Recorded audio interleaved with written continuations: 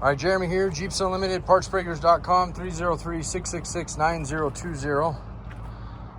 Listing a 2003 to 2006. Oh, my bag is jacked. These things are not that heavy, but I've been doing them all day, and you can't lift with your knees straight because there's no place to put your legs when you lift them, you know? So I basically lift like a duck without twisting my back and using my legs, all the key things. But the one thing is, like, literally you got to lift like this because there's just no place that your knees can go. And I think because of that, I kind of screwed up my upper back a little bit. Anyway, I realize you didn't come here to hear me whine, but just holding this phone up alone, it feels like I misplaced a rib doing this at some point today. So this is an absolutely gorgeous tub, and it's an 03 to 06 technically. On our website, there's plenty of information that will show you how we grade things. It will show you differences between the two. Lots and lots of information. If not there, you can check our YouTube channel out. There's tons of information there and whatnot. Essentially, it's the rear seat and the firewall. But as far as the height, the width, the shape, the length, the bottom, they bolt up to the frames the exact same way. There's no differences in any of that. The doors, the windshield, for nothing like that. It strictly is the style of seat that is used from the 03 to 06 versus the 9702, and the firewall. Okay, the firewall changes. This right here changes, and we can set up the firewall for either or. That's easy. You just have to let us know. We don't even charge for that. In case, and there's really no reason to do that unless we don't have any early tubs. And a lot of times, the early tubs they're at that point. Like, these are going to be here very soon, where they're just getting very hard to find an early tub.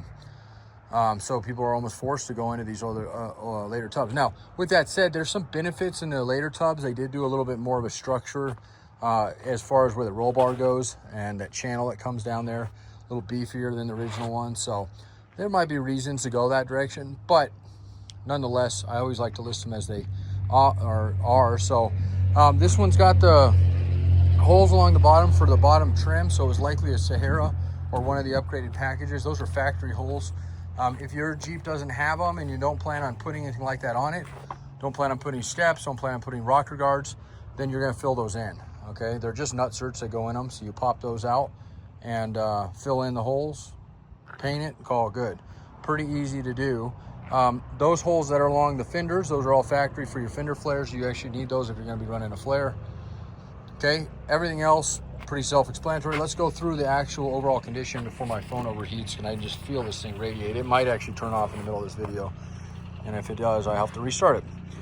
Wouldn't be the first time. So anyway, absolutely gorgeous. Nothing here, not even, I mean, you're gonna have scratches, small dings, but nothing major. I don't even see any of that, but we always assume there's some of that. Okay, back corners are almost always dinged up. There might be a couple small dings here. Nope, not even there. That's just marks. There's one right there. Itty bitty, that's accessible from the back, but that's where your license plate goes. It kind of covers it up. Not that you don't want to address it, but just something to think about. And then there's one right there, and there's actually kind of a line right there. You can see they just grazed up against something. But again, that's nice and accessible, but we still put it on there. So that doesn't necessarily it's going to knock the price down a little bit, not a lot. It's still going to be an A grade. It'll just be a solid A instead of like an A plus or an A minus, unless we see something on the bottom. But I think this thing is going to be flawless. So a couple scuffs on the paint. This is that khaki color, so if you're going for that color, it's in pretty good shape to paint, but there's a couple scratches in it you might have to do some touch up on. The seams are great. The firewall is absolutely beautiful. It's got water because we just washed it. The feet of the roll bar, these love to rust out. There's not even any broken bolts in this one. Absolutely gorgeous. Nice flat back trunk area. So that always a big indicator if they get real wavy. If it's been, used and abused, wood, concrete, stuff like that. This one doesn't have anything like that. Plus, there's no scratches. It's got some water, like I said. It's hard to, you can start to see the reflections there. But floorboards, excellent. A little bit of oxidation on this passenger side. Okay, right through you can see just the top layer. Paint's, it's gone through the paint. We're at bare metal. It's starting to brown, okay? Not even surface rust, no rot, anything like that. And I'll show you the bottom just to illustrate how clean that really is. So, and then I'm sure we'll see about the same thing on this side. Pretty common if carpet's in them, and this one had carpet. just because the carpet, if there's any sand that gets underneath them, turns into a little bit of abrasive. If you're wondering, and I always like to point this out, why these don't have any rust in them, and yours has, you know, a load of rust. We don't have salt on our roads out here.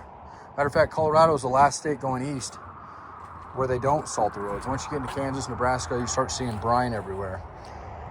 And brine obviously destroys everything. So that's why.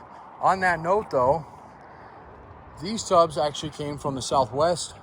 It takes us about a year to get as many as we got on this load.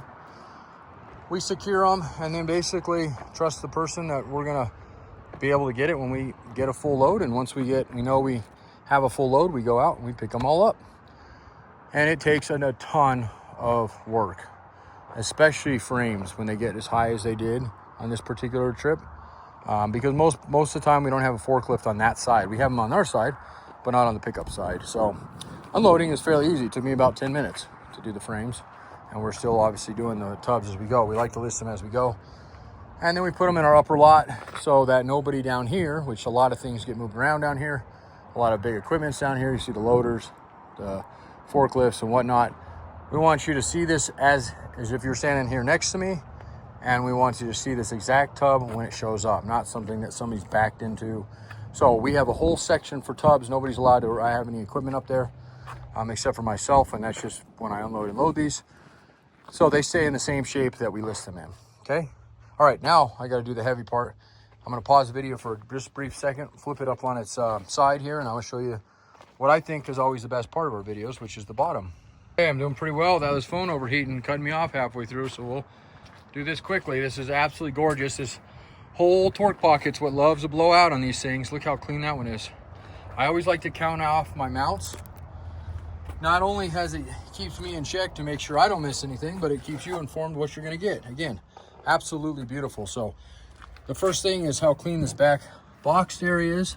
Those love to blow out, and then we'll count them off. 1, nice and clean, shiny threads. 2, 3, 4. Keep in mind, these ones are the ones you can't see when your frame is mounted with your gas tank skid. Those are hidden. Look at all the seams, guys. It's absolutely beautiful. Look at back through here. I mean, there's not a spot of rust anywhere on this thing. Just absolutely gorgeous. I mean, to be honest with you, with these little guys, it'd almost still be an A+ tub. And it very well, I mean, in my mind is, because this is nothing. I mean, you can, like, again, you can get in here, but I still would price it with just a slight discount on it just because of that. You know, we want to be fair on it, but it does take us an immense amount of time to get these. So, you know, you saving a couple $100 is very meaningful to us. Yes, it knocks it down, especially after we work as hard on these as we do. But at the end of the day, we have a really good reputation for this, and I'm going to keep doing it. I've been doing this for 21 years. This is the way I've been doing it, so that's what we'll keep doing. So a little bit of me sliding in on the concrete, you see it scuffed up a little bit. You can just see that compared to that, how clean that is. It's just amazing. Okay, so we had the 4 back here. We have 5, 6. Look at how clean these things are. Jeez. 7, 8, 9, and 10. Okay, your 11th one, if you're wondering, I read there's 11, or I bought a kit, there's 11. Yes, there technically is. Your 11th one is up on the front. Obviously, we don't have the front nose on this thing, so we don't have that there. But that's it, okay? Under 10 minutes to show you something that I think you'll be very, very impressed with, and very easy to work with, especially if it's going to a body shop or somebody's doing this for you. Trust me, guys, I get to deliver a lot of these, and we have a hot shot that does it too. Right now, we're running a hot shot crew every 3 weeks. So if you catch it at the beginning, you wait a couple weeks to get it. If you catch it right when we're loading up, you'll have your tub or frame in a few days. We don't have a lot of frames left, and out of all those frames, only 2 are TJs. TJ frames are incredibly difficult to get, okay? Incredibly difficult. But we do have 2 there, and I have 1 more back there.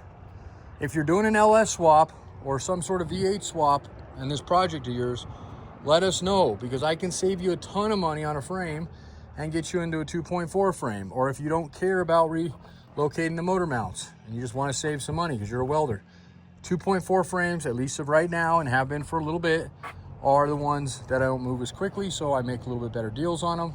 It's not a ton, but it's enough to make up a difference, okay? So definitely mention those. There won't always be an option. As soon as we sell out of them, we'll be back at regular for the other ones. And if you don't want to mess with that, we do still have a couple 6-cylinders, I think there's a couple 9702 4-cylinders. We're out of the 9702 6-cylinders at the moment. We try to get those in as often as we can, but unfortunately we are at the mercy of the market. These aren't being made anymore. You cannot buy this tub new. You cannot buy a frame new. Yes, you can go buy a throttle down and get, you know, whatever alloy. I'm not going to beat up on them because honestly they serve a good purpose. But at the end of the day, factory frames are what people are wanting, and they're getting nearly impossible to find. So there's a good backup out there for when we just can't get them at all anymore. And there will be a time when TJ frames are just not available. The ones that are out there are wrecked or rusted or just junk. We scope all our frames, we measure our frames. We don't buy wrecked Jeeps out here, not ones that we part out our tubs and frames on. Yes, I'm pointing out all these non-Jeeps. These are all in line to get crushed. Our crusher, we actually have a crusher, is back there, and we're moving it, and it's got to be on firm ground. So, and then most of this shit's gonna get crushed. So, excuse my language. Anyway, that's it. Thanks a lot. 303-666-9020. PartsBreakers.com. It is, I think it's around August 3rd, 2025. Okay. Have a great day. God bless you.